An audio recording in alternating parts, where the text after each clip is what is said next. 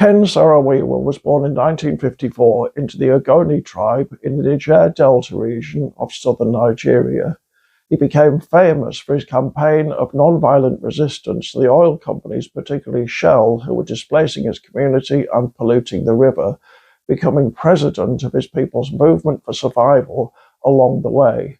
His show trial and execution in 1995 by Nigeria's then ruling military junta caused international outrage. Although he produced television dramas and plays, today he's best internationally known for his 1985 novel Sozaboy. It's about a young man called Mene who gets caught up in what's probably the Nigerian Civil War of 1967 to 70, although it's not named as such. At first, Mene doesn't want to join the army, but he's seduced A, by the uniform, B, by his new wife's desire for a husband qualified to protect her, and C, by the taunting of older men, including a Second World War veteran. Once he enlists, he's swiftly disillusioned. The commanders are corrupt, and punishments for minor infractions of military discipline are horrendously brutal.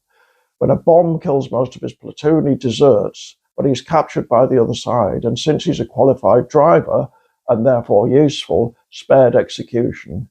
But he continually worries about his wife and his mother, and in an effort to find them, he deserts again. The whole book is written in what the author called rotten English, a mixture of Nigerian pidgin English and colloquialisms. Sozaboy, of course, means soldier boy.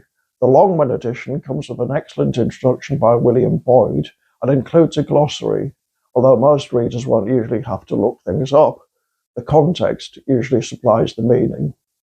The novel makes no attempt to distinguish the two sides. The wider picture is permanently elusive, the killings fairly indiscriminate, and prisoners of war are often tortured before being shot.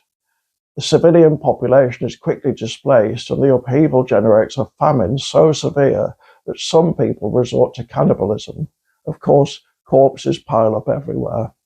In his 1994 introduction to Sozaboy, William Boyd rightly hails it as a great anti-war novel, among the best the 20th century has produced. It helps that the protagonist is highly endearing and strives to be good. After his platoon is killed, he reflects, "Even in the war, I am behaving like gentlemen. I don't like to kill anybody or anything. I have not even shoot gun one day or one time. I beg God to forgive me if I have done some wrong thing before." As wars go, the Nigerian Civil War was particularly brutal. It was preceded by pogroms and a military coup, then a counter-coup, both of which were underpinned by tribal and to some extent religious grievances. A lot of nasty water had passed under the bridge when hostilities officially broke out.